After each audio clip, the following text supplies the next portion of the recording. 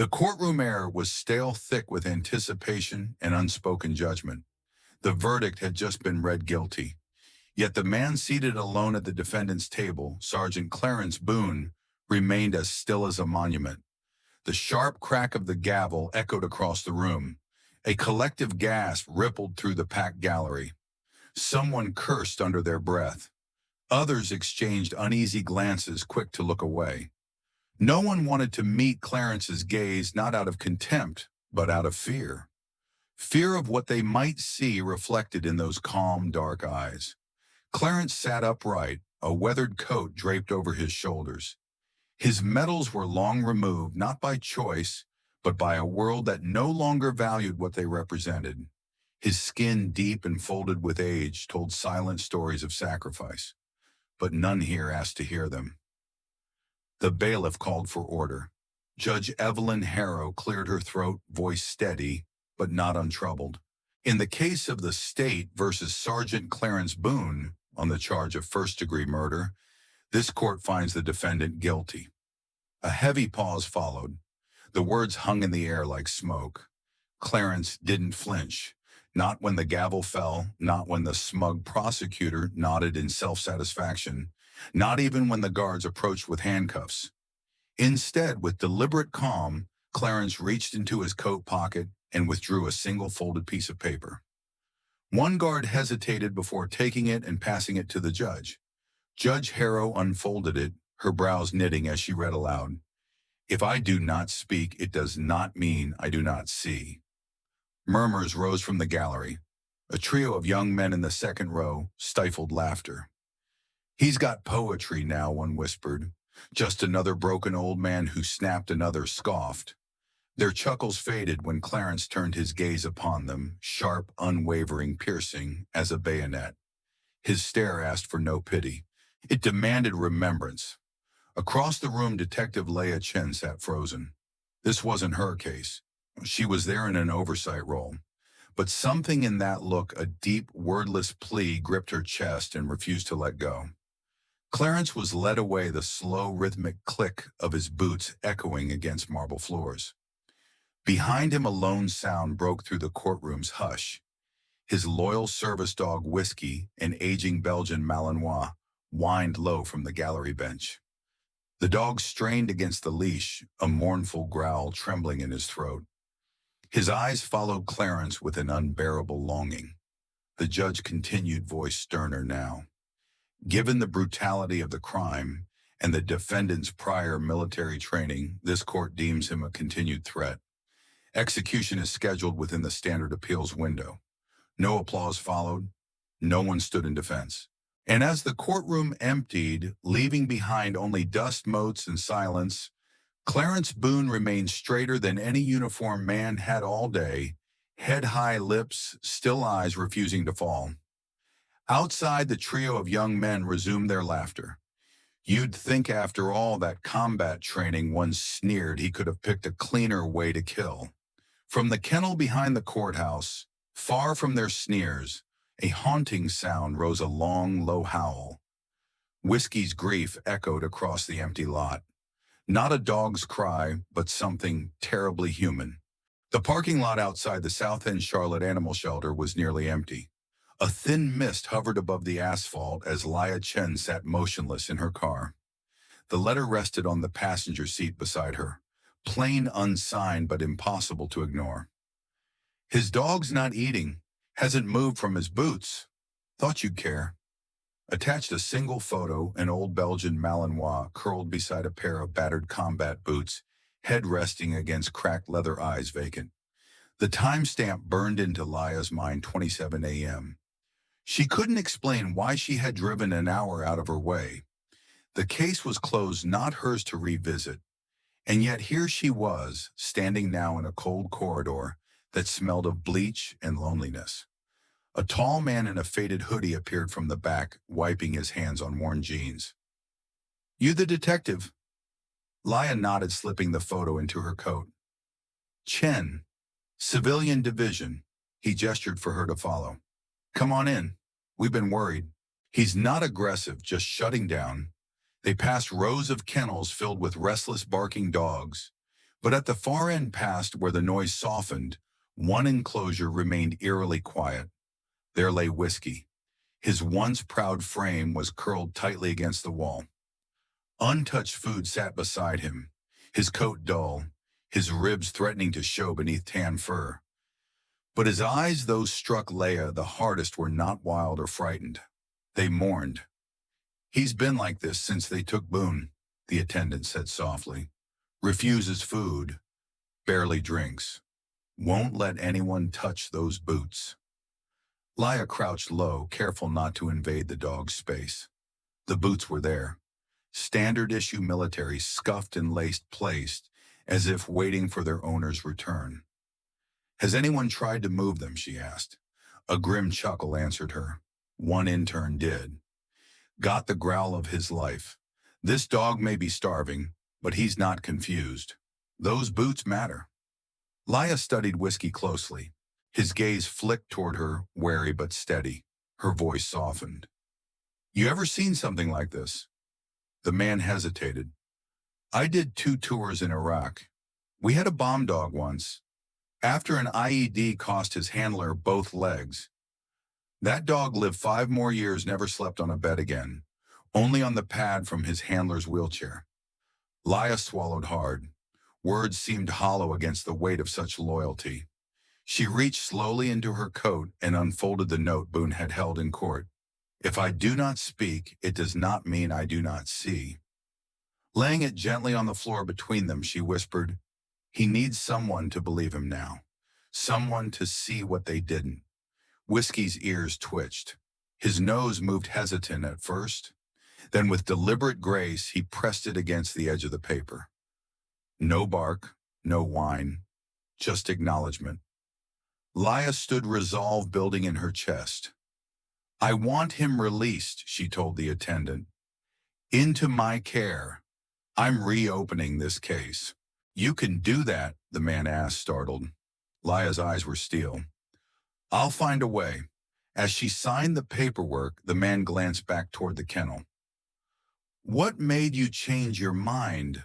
Leia looked through the glass, watching as Whiskey rose, still frail, but guarding Boone's boots with unwavering devotion. "He's the only one still fighting for Sergeant Boone," she said softly, "and I've learned to trust the ones who don't speak the loudest." That night in her apartment, Leia laid a worn towel beside her bed and carefully placed Boone's boots upon it. Whiskey didn't hesitate. He lay down beside them as if he had found his post again, eyes alert, ready. As darkness settled around them, Leia whispered into the room's quiet hum, "I believe you, Sergeant Boone. Let's prove them wrong." 6 weeks earlier, the lobby of the Eastgate Veterans Residence bustled with quiet, uneasy energy. Veterans came and went, some limping, others in wheelchairs, many simply existing in a space that promised sanctuary, but often delivered far less. Through the glass doors stepped Sergeant Clarence Boon. His back, though bent with age and pain, remained straight. He walked with the help of a cane, Whiskey at his side, alert and proud. In one hand, Clarence held a neatly folded application for housing. In the other, a medical certificate affirming his eligibility. At the front desk, a young receptionist barely looked up. "Sir, I've told you your file was denied. There's no point coming back." Clarence said nothing. Instead, he placed the papers on the counter and extended a small notepad. In crisp block letters, "Request reconsideration. Eligible by statute. No violations, no incidents."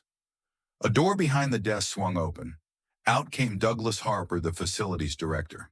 Early 40s, sharply dressed with a smile that withered under scrutiny.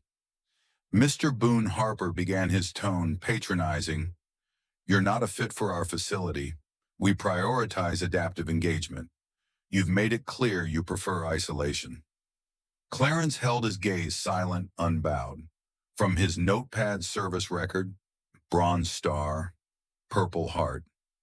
No disciplinary action. Harper's smile thinned. "There's more to community than checklists.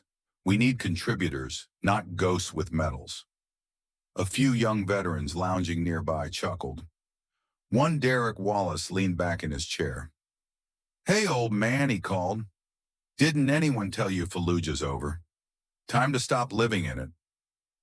Another Eli Grant tossed a crumpled napkin toward Clarence's boots. Bet the dog's got more fight left than him. Whiskey growled low, a protective rumble. A gentle tap from Clarence's hand quieted him.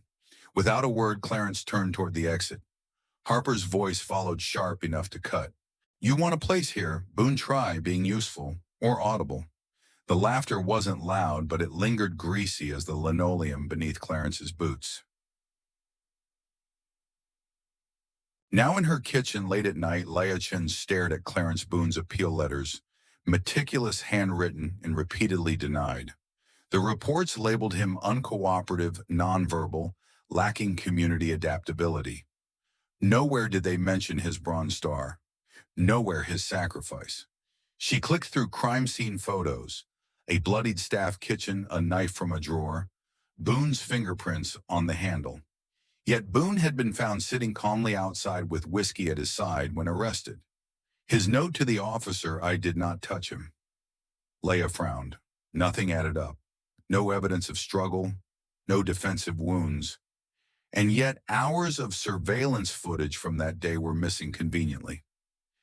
She replayed the only recovered clip, Harper shouting at someone in a side hallway. The figure was blurred but younger, likely Derek Wallace. She jotted down his name. Across the room, whiskey stirred. He rose, padded over to Leah, and placed his nose gently against her hand before returning to Boone's boots. Leah's heart tightened. Stillness isn't weakness, silence isn't guilt, and dignity never shouts. She grabbed her coat, resolve sharpening. There was more to this story hidden beneath a veneer of bureaucracy and whispered contempt. It was time to speak for a man who no longer could. The door to room 214 at Eastgate had been locked tight since Clarence Boone's arrest. Now standing in the dim hallway with a temporary warrant in one hand and a flashlight in the other, Leah Chen felt the weight of unspoken history. At her side, whiskey stood poised, ears alert, gaze fixed on the door. A security guard unlocked it with a grunt. You got 20 minutes. That's all they gave me. I won't need more, Leah replied. The room was sparse but orderly. A narrow bed, a wooden dresser, a small bookshelf with well-thumbed volumes, most on military history. In one corner, Boone's personal belongings sat boxed. On top, a shaving kit, a worn Bible, and a photograph of a young man in uniform, Clarence, long before Fallujah. Whiskey trotted in, first nose twitching. He made straight for the bed, pawing gently at its edge. Leah knelt beside him. Is there something under here, boy? The dog's body tensed, eyes locked on the headboard. Leah ran her fingers along the wooden frame, searching. Then a small slit in the worn fabric beneath the mattress collar. She pulled out a tightly folded piece of cloth. Inside, a single notebook page creased with time. If this is found after I'm gone, tell them I didn't stay silent because I was afraid. I stayed silent because no one listens to men like me when we speak. Below that hastily written, check the vent. Leah's pulse quickened.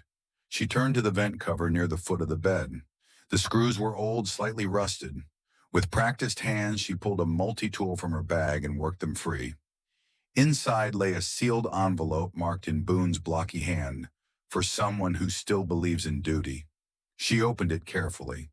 2 pages of meticulously recorded observations, names, dates, odd behaviors, financial inconsistencies.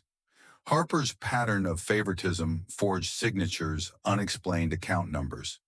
Taped to the final sheet, a military housing grant receipt. Funds had been transferred but never reached the facility's ledger. Harper had been skimming from veterans' housing funds, and Boone had known. Leah stared at the evidence, her breath caught. Across the room, Whiskey watched tail flicking, once then twice. You knew this mattered, she whispered. Back in her apartment hours later, Leah scanned the documents into her system. She cross-referenced Boone's notes with public housing grant records. The gaps lined up with ruthless precision. On paper, Harper's numbers looked clean. But Boone had seen the pattern, the kind of pattern only a soldier with patience and clarity could trace. She reached for her phone. Isaac Mendoza, a trusted financial investigator and fellow veteran, answered on the second ring. I need your help. First thing tomorrow. You got it, Isaac said. But before sleep could claim her, Laya's phone buzzed again. A message from an unknown number. You're digging where you shouldn't. Let it go, Chen. Ma sha te tikun. She read it twice. No bluster. No threat of violence. Just a cold reminder someone was watching. She looked down. Whiskey lay by Boone's boots, eyes sharp, body ready. Not a chance, she whispered. It was just after dawn when Isaac Mendoza arrived at Leia's apartment, a thermal coffee mug in one hand, a USB drive in the other. We don't have time for niceties, he said, brushing past her. Whiskey lifted his head from where he lay beside Boone's boot's tail, thumping softly in recognition. Isaac plugged the USB into her laptop. I digitized the tape you found. Cleaned the audio. It's damning. The room filled with the crackling sounds of the old recording, Harper's voice angry cornered. You think anyone's going to believe a mute old man? Boone's croaked reply, stealing veterans. No shame. Then Harper's chilling threat. I'll make sure you're found with a weapon in your hand and blood on your boots. A struggle, a crash. Silence. Isaac froze the playback. The timestamp is 17 minutes before Harper's official time of death. Laya leaned in, voice tight. Boone didn't run. He waited, called no one. Sat there with Whiskey because he thought the tape was enough. Isaac nodded. We send this to the state attorney now. But Laya hesitated. Not yet. If we do, it'll leak. And if it leaks before we get someone on the inside to crack, it'll get buried. As if on cue, her phone buzzed. A message simple and pleading. We need to talk. I was wrong. Eli Grant. The diner on West Charlotte's Edge was nearly empty that afternoon. Laya chose a corner booth, her back to the wall. Whiskey lay at her feet, eyes never leaving the entrance. Eli Grant arrived looking thinner, worn. No trace of the cocky young man who had once mocked Boone in the Eastgate lobby. His hands trembled as they wrapped around a chipped coffee mug. I didn't know Harper was going to die, Eli blurted. But we all knew he was bleeding money. Derek helped him forge stuff. I just delivered papers. Did you see Boone that day? Laya asked quietly. Eli swallowed. Yeah, he came in. Tried to talk to Harper again. Harper got loud, called him useless. Boone just stood there, didn't even raise a hand. Then he left, and Derek Eli looked away. He went in after. Said he'd take care of it. Next thing I know, Harper's dead. Boone's arrested. Laya slid her phone across the table, pressed play on the audio. Harper's voice filled the air between them. Eli paled. That's exactly how it went. His voice broke. I didn't know Boone had proof. Will you testify? Laya asked. Tears welled in Eli's eyes. I don't want to end up like Harper. Boone is going to die unless you speak, she said softly. You know he didn't do it. His shoulders sagged. A long pause, then a nod. I'll talk. By noon, the state attorney had the digitized audio Boone's handwritten records and Eli's sworn affidavit. Laya's phone buzzed again, this time with a message from the state office. Stay of execution filed. Investigation reopened. Thank you.